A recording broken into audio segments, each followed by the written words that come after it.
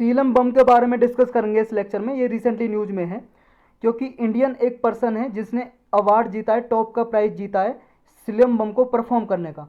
सीलम बम एक martial art है, एक खेल टाइप परफॉर्म होता है खेल की तरह। ये सिंगापुर में परफॉर्म किया था, गवर्नमेंट इनिशिएटेड कंपटीशन था माइग्रेंट वर्कर्स के लिए। माइग्रेंट वर्कर्स जो माइग्रेंट करके गए हैं सिंगापुर में, उन्होंने परफॉर्म किया। उनमें से एक पर्सन है इंडियन, गणेशन संधिराकाशन। इन्होंने टॉप, सबसे टॉप का प्राइज जीता परफॉर्म करने का। कुछ इस तरह से परफॉर्म की जाती है सीलम बम, मार्शल आर्ट है। ये देखो तलवार हाथों में, ये तलवार से बचने के लिए एक लिया हुआ है ये इस तरह से। और डंडे भी यूज किए जाते हैं बांस के, बम्बू के। बम्बू जो होता है ना, बम्बू का मेन जो इसमें यूज किया जाता है, बम्बू के लाठी यूज की जाती हैं। बम्बू की लाठी वगैरह या डंडे, स्टिक बोल लो, ये बम्बू के स्टिक यूज की जाती हैं। ये आप देख सकते हो कुछ इस तरह से इसमें। ये आप इनके हाथ में देखो, ये बम्बू की लाठी है। और जो ये इसके हाथ में है ना मारू, ये मारू है जो हिरन होते हैं ना, हिरन, डियर के सींग होते हैं, जो हॉर्न ऑफ हिरन से बनता है ये, डियर के सींग से। तो इसमें देखते हैं और क्या क्या है इसके बारे में। सीलम बम एक ancient weapon based martial art है, मतलब हथियार वगैरह यूज होते हैं इसमें। हथियार या बम्बू हो गया या फिर ये हो गए तलवार वगैरह। और ये तमिलाकम रीजन में इमर्ज हुआ था इसका। तमिलाकम रीजन बोलते हैं, तमिलनाडु रीजन। तो ये कहाँ की मार्शल आर्ट है? तमिलनाडु रीजन की है। तो मैच द फॉलोइंग में आ जाए सीलम बम कहाँ का, तो याद रखना तमिलनाडु रीजन की। पूरे वर्ल्ड की one of the oldest martial art है, मतलब जितनी भी पुरानी आर्ट है ऐसी मार्शल आर्ट उनमें से एक है। सबसे पुरानी नहीं है, उनमें से एक है, ये चीज़ याद रखनी है। सीलम बम है जो है एक स्पोर्ट्स के लिए यूज की जाती है, खेलने के लिए। अभी इस सीलम बम का मतलब क्या है? देखो सीलम बम में जो सीलम है, सीलम का मतलब है माउंटेन यानी कि पहाड़ी, और बम का मतलब है बम्बू, बम्बू मतलब बांस। और इसमें मेन जो वीपन से, मेन जो मुख्य हथियार है इसे खेलने के लिए, मार्शल आर्ट के लिए, वो बम्बू की स्टिक है, बम्बू की लाठी, मतलब बांस की लाठी। ये क्लोजली लिंक्ड है केरल की जो मार्शल आर्ट है कलारीपयट्टू। कलारीपयट्टू भी इस तरह से खेली जाती है जैसे ये खेली जाती है सीलम बम। तो ये कलारू पट्टू के बारे में यूपीएससी मैच द फॉलोइंग में पहले पूछ चुका है, तो ये भी पूछ सकता है। इसमें क्या है मेन इंपॉर्टेंट है फुट की मूवमेंट, पाम की मूवमेंट होती है, लगभग 16 मूवमेंट होती हैं पाम की। और कुछ हाथ की भी मूवमेंट होती है, एम्प्टी हैंड वर्जन जिन्हें बोलते हैं, ये कत्ता वर्जन, कलता वर्षाई या कत्ता वर्जन बोलते हैं, वर्षाई। हाथ और पाम की मूवमेंट कितनी है? 16 मूवमेंट होती हैं जो मेन इंपॉर्टेंट होती हैं। मेन गोल अभी इसका सीलम बम का ये होता है, ट्रेनिंग देना होता है ताकि किसी को भी डिफेंड किया जा सके, बचाया जा सके against the several arm opposition. कोई भी आर्म अपोजिशन है उसके रिगार्डिंग किसी को बचाया जा सके, अपने आप को प्रोटेक्ट कर सके। मेन मकसद ये है। कौन से उसके वीपन्स वगैरह, हथियार वगैरह यूज होते हैं इसमें? हथियार यूज होते हैं, एक तो आपका बम्बू स्टाफ हमने देख लिया, जो बांस की लाठी वगैरह है। ये डिपेंड होता है कि इसकी लेंथ किस पे डिपेंड करती है, बम्बू कितनी बड़ी रहेगी। जो प्रैक्टिशनर है, जो खेल रहा है, उसकी कितनी हाइट है, हाइट के हिसाब से अपनी लाठी चुनता है वो। समझ गए? बम्बू की हाइट किसके हिसाब से होती है? उस लाठी की, बम्बू स्टफ की, उसकी हाइट के हिसाब से। एक है आपका मारू।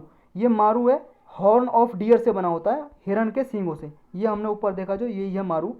और बहुत सारे इसमें है, जैसे अरुवा, ये सिकिल की तरह का होता है, स्कल जैसे दरांत होता है ना, दरांती जैसे फसल काटी जाती है, वो अरुवा।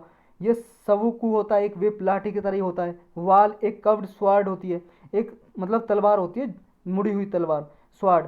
एक कुट्टू कटाई होता है। ये स्पाइक्ड नकल डस्टर होता है, मतलब एक ऐसी लाठी होती है जिसके ऊपर एक, जैसे माचिस की तिल्ली के ऊपर कुछ रहता है ना, इस तरह से एक ऐसा होता है इंस्ट्रूमेंट से लाठी का।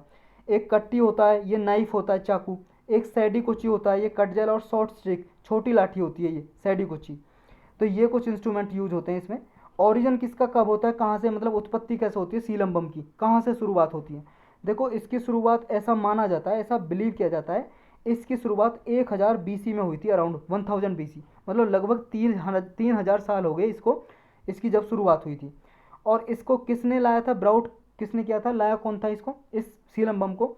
एक सेज थे, सेज का मतलब होता है ऋषि, ऋषि मुनि थे, अगस्त्य मुनिवर। ये इनको लेके आए थे सीलम बम की प्रैक्टिस को। और इसका जो उल्लेख है वो लिटरेचर है, किताब है, आपने पढ़ी भी होंगी हिस्ट्री में। सिलप्पा दिक्रम एक किताब है, और एक संगम लिटरेचर है, उसमें भी ये मेंशन है ये सीलम बम के बारे में।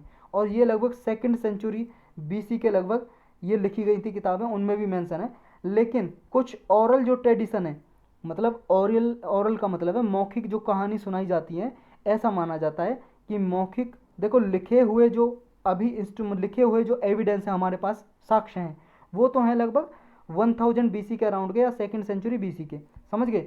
लेकिन जो ओरल फोक टेल्स हैं, मतलब मौखिक जो कहानियाँ सुनाई जाती हैं, जैसे दादी वगैरह अपने बच्चों को कहानी सुनाती है ना, ऐसे लोगों को कहानी सुनाते सुनाते सुनाते आ रहे हैं, वो लगभग 7000 ईयर्स अराउंड हो गए हैं, कि 7000 ईयर्स पुरानी है ये जो मार्शल आर्ट है। लेकिन रिसेंटली अभी क्या है, एक खोज हुई थी, एक्सकेवेशन हुई थी, सर्वे हुई है, और आर्कोलॉजिकल एक्सकवेशन मतलब खुदाई वगैरह किया, और कुछ सीलम बम के कुछ इंस्ट्रूमेंट मिले, तो वो देखा गया है कि लगभग एटलीस्ट कम से कम 10,000 BC के अराउंड ये प्रैक्टिस की जाती थी सीलम बम। तो 10,000 BC, और ये AD के कितने हो गए, लगभग 2000 साल हो गए, तो लगभग 1200 साल पुरानी ये क्या है, प्रैक्टिस है, मार्शल आर्ट है। तो ये चीज़ आपको याद रखनी है। अभी ये एक्सकेवेशन हुई है, तो हर एक के याद रखने। देखो सीलम बम की बारे में सिलिप्पा दिक्रम संगम लिटरेचर में 2nd सेंचुरी BC में लिखा हुआ है। ओरल ट्रेडिशन 7000 की है, और जो अभी पता चले ऐसा माना जा रहा है लगभग 10,000 BC के अराउंड ये परफॉर्म की जाती थी, प्रैक्टिस की जाती थी, जो अभी खोज कुछ स्टडी हुई है और एक्सकेवेशन हुई है। अब इस पर कुछ बैन और एवोल्यूशन क्या क्या हुआ है ये जान लेते हैं। प्रतिबंध लगाए गए थे, देखो इसमें, देखो जब ये यूज किए जाते थे, सोल्जर परफॉर्म करते थे इसको, जो राजा होता था साउथ इंडिया का, जैसे तमिलनाडु रीजन में एक राजा था, ये वीरा पांड्या कट्टा बोमन, इस राजा ने, इसके सैनिक होते थे, वो सीलम बम को यूज करते थे लड़ने के लिए। और ब्रिटिश कॉलोनीज थी जब यहाँ पे, ब्रिटिश राजा थे, उनके अगेंस्ट भी लड़ने के लिए सीलम बम का यूज किया गया, मार्शल आर्ट का, जो सैनिक परफॉर्म करते थे। लेकिन बाद में इसका बैन कर दिया, प्रतिबंध लगा दिया। क्यों? क्योंकि फायर आर्म आ गए थे, मतलब बंदूक आ गई, गोला बारूद आ गए, अब उनसे लड़ते हैं, कौन लाठियों से और इनसे लड़ेगा? हिरन के सींग लेके कौन जाएगा बताओ? आप हिरन का सींग लेके जा रहे हो, उधर से गोली मार दिया आपको, आदमी तो मर जाएगा भाई साहब, इसलिए बैन कर दिया, प्रतिबंध कर दिया। अब सिर्फ क्या है, ये परफॉर्म की जाती है परफॉर्मेंस आर्ट की तरह, मतलब जैसे कंपटीशन होते हैं, जैसे आप कबड्डी हो गया या कुश्ती हो गया, ये गेम होते हैं रेसलर वगैरह के, ऐसे परफॉर्मेंस होती है इसकी, बस ऐसे। अभी लड़ने के लिए यूज़ नहीं होता ये परफॉर्मेंस आर्ट जो है। अदर मार्शल आर्ट देख लेते हैं इंडिया में कौन कौन सी हैं, कुछ ये, इनमें से देखो बहुत सारी पूछी भी गई हैं, यूपीएससी पूछ चुका है और आगे पूछ सकता है, तो ये आपको मैच द फॉलोइंग में कहीं पूछ ले, याद रखना है। गटका मार्शल आर्ट है पंजाब की, पाइका है उड़ीसा की, ये थांगटा मार्शल आर्ट है मणिपुर की, इसे पूछ चुका है यूपीएससी। कलारी पयट्टू को पूछ चुका है, केरल की है। ये छोलिया है, चोलिया या छोलिया उत्तराखंड की, ये आपकी पेंग लाबसोल, ये सिक्किम की है, पेंग लाबसोल। और एक है मस्ती युद्ध, ये है उत्तर प्रदेश की मार्शल आर्ट। मर्दानी खेल है महाराष्ट्र का। परिखांडा है बिहार का। तो ये कुछ मार्शल आर्ट हैं, ये आप नोट कर लीजिए आप कॉपी में, और इनको याद कर लेना, 2-3 बार आप ट्राई करोगे तो याद हो जाएगा। यही था इस लेक्चर में बस।